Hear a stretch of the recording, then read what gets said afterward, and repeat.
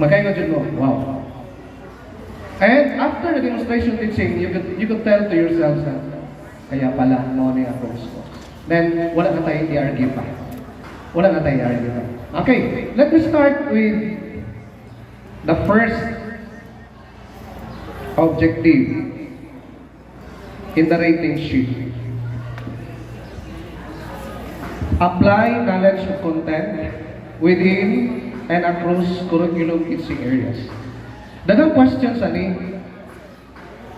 Saan pag-apply sa kining particular concept or topic across curriculum areas?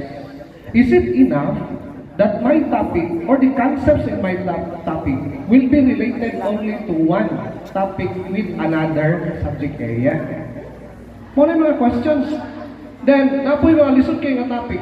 How this topic or concept be associated or related to other subject area? Okay. Ang ako lang basahon nga features of practice kung makascore mo og 6. Meaning to say, in your delivery, maka-assist na mo, wa ko kaabot. Nga mo rating ang iyong rater 5. Kasabot na mo nga, wa ko kaabot. Okay. Ito yun. 6 na feature of practice akong ano na. Apply knowledge of content within and across curriculum teaching areas. The teacher displays extensive knowledge of content. Kung saan pa kayo balon ni rater that you are very knowledgeable, your knowledge is extensive of the topic. Kung ba yung sa tanaw ni rater, it is not enough na matanaw sa features of practice. But how will you manifest this? How will you show to us that you really apply or you have displayed extensive knowledge of content? One,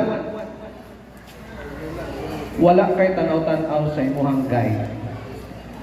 You can move around, you can talk while you move.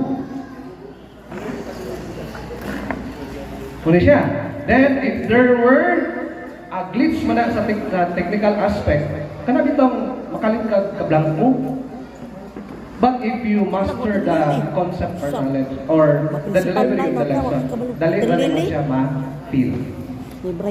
Dali ka maka-twist, dali ka maka-segue, then balik ka po kasi yung lesson. If you really master your topic or the concept that you're going to deliver. Another, you will be rated 6. Design, select, organize, and use diagnostic formative summative assessment teaching strat consistent with curriculum requirements. Now, how will you be rated? How will you be consistent with the curriculum requirement? The curriculum requirement is balance assessment. A balance and aligned assessment. Kasi balance and aligned assessment. Unahon na to ang aligned assessment.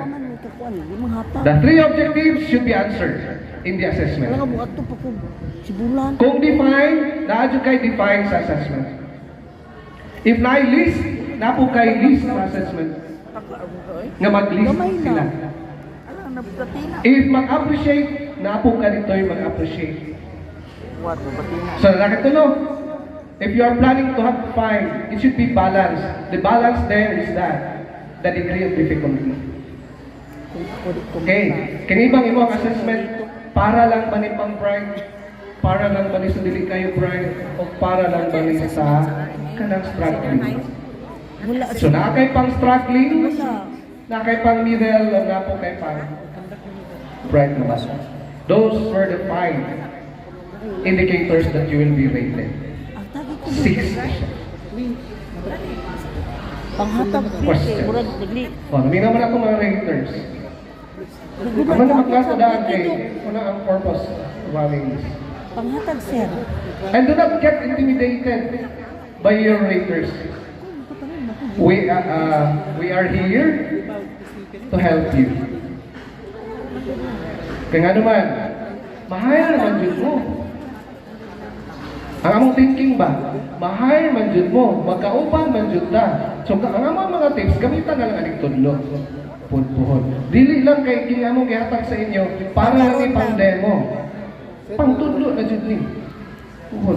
Pila kugang. Then, o sa uban pa, kabihira ko man gigamit. Claim it! You will be hired. Punta, sir. Okay. Another. Ano ma'am result? Ma'am result? Result sa RMA Senior High. Di, kay mag-send. 4As. Mga kukuyadi. Good morning. Airing. According to sa inyong orientation, you will deliver the lesson. Oh, duha 4As. pin. Iri og RMA. Tama ba? Result. Wala.